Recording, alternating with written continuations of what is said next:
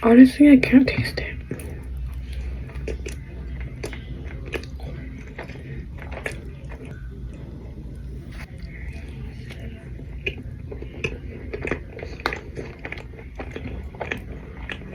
It's like too much chocolate for me.